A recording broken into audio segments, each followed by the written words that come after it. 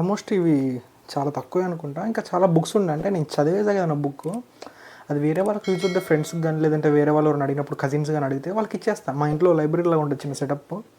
So నేను తెచ్చుకొని చదువుకునేవాడిని. అవి చదివాక మనం ఆ ఇన్ఫర్మేషన్తో మన దగ్గర ఉంటుంది నాలెడ్జ్. దాని తర్వాత ఈ బుక్స్ని వేరే వాళ్ళకి ఇస్తూ ఉంటాను అనమాట. సో నేను చదివిన కొన్ని బుక్స్ అయితే నేను ఏదైనా మాట్లాడినప్పుడు కానీ యూజ్లెస్గా ఇది మాట్లాడను. నాకు తెలిస్తే నేను మాట్లాడతా, దాంట్లో ఒక పాయింట్ ఉంటే నేను మాట్లాడతా. సో ఈ బుక్స్ ఇవి చదవటం వల్ల మనకేమొచ్చింది అంటే ఒక మెచ్యూరిటీ వచ్చేది, వాట్ ఈజ్ లైఫ్ అని. మనం చూసే పర్స్పెక్టివ్ ఆఫ్ లైఫ్ మారిద్ది. లైక్ అందరూ ఒక 10 మంది స్టూడెంట్స్ ఉంటే అందరూ గోల చేస్తూ ఉంటే ఒక్కడు మాత్రం సైలెంట్గా ఉండి దాన్ని నేర్చుకుంటూ ఉంటే ఎలా ఉంటుంది. సో ఇట్ గివ్స్ యూ అనమాట. అంటే బుక్స్ చదవటం వల్ల మనకు వచ్చేది ఏంటంటే పేషెన్స్ వచ్చింది. అంటే చూసే పర్స్పెక్టివ్ని ఇంకో పర్స్పెక్టివ్లో చూసేంత శక్తి నీకు వచ్చింది. సో నేను చాలా డిఫరెంట్ టైప్స్ ఆఫ్ బుక్స్ చదివా, అవి మీకు చెప్తా. ఫస్ట్ ఈ వీడియో పూర్తిగా చూడు. నాకు తెలిసి మన జీవితంలో అన్ని రైట్ టైంకే వస్తాయి, నేను బాగా నమ్ముతా. అలాగే నీకు కూడా ఈ వీడియో రైట్ టైంలోనే వచ్చింది అనుకుంటున్నా. ఈరోజు ఏదో ఒకటి కొత్త విషయం తెలుసుకున్నా అనిపిస్తే సబ్స్క్రైబ్ చేయి, ఒక లైక్ కొట్టు, లేకుంటే స్కిప్ చేసేయి. Welcome to my journey SG. My name is Sai Ganesh.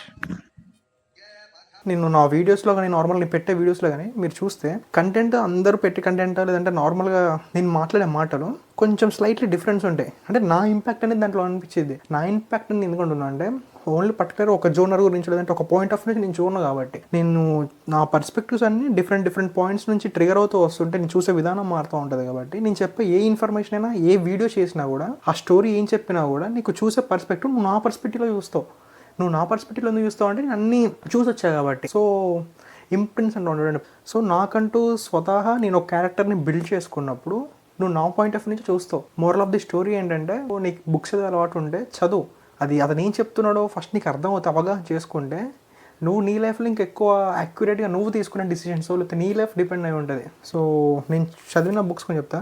Rich dad poor dad ఇది ఒకటి చాలామందికి ఇష్టమై ఉంటుంది బుక్. ఇది బాగుంటుంది చాలా బుక్. అది ద బ్లూ అంబ్రెల్లా.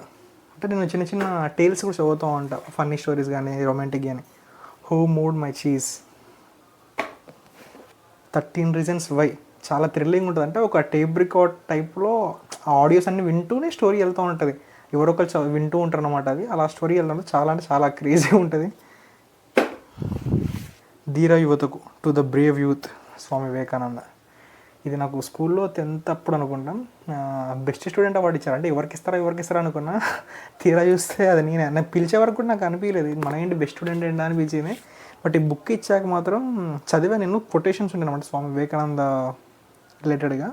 చాలా అంటే చాలా బాగున్నాయి. పైన ఇంగ్లీష్లో వస్తుంది, కింద తెలుగులో వస్తుంది. చాలా అంటే చాలా క్రేజీ ఉంటుంది. So it's like motivation book అనుకోవచ్చు. Lines, attitude is everything. చాలామంది వినే ఉంటారు ఈ బుక్ గురించి కూడా.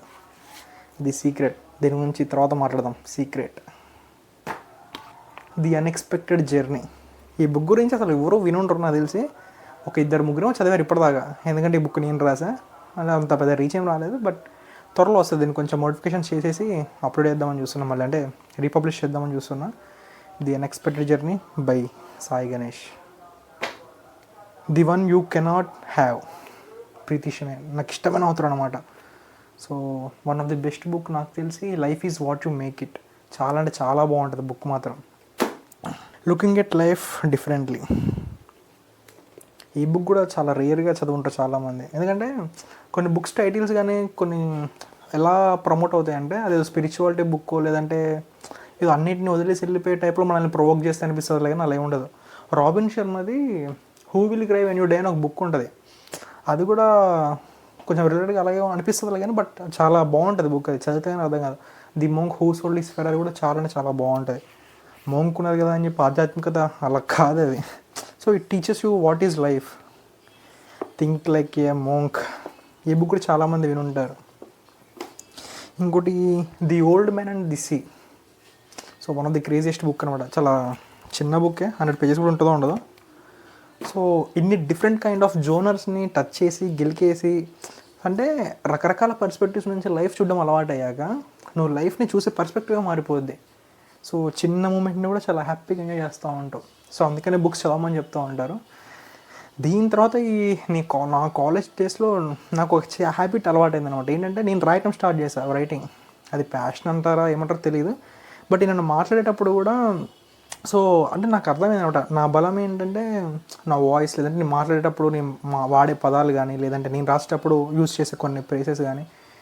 సో ఒకానొక టైంలో నాకే అనిపించేసింది. సో అందుకనే ఇలా మళ్ళీ యూట్యూబ్ ఛానల్ స్టార్ట్ చేసా. సో కంటెంట్ పోస్ట్ చేస్తా ఉన్నా. సో చూద్దాం what is happen in my life. So welcome to my journey SG. Thank you and always thanks for watching. Do subscribe my journey SG. సర్వం శివం జగత్. మీరు కొంచెం subscribe చేయడం వల్ల నాకు కొంచెం మోటివేషన్లో ఉంటుంది, సపోర్ట్లో ఉంటుంది. So do subscribe and thanks again.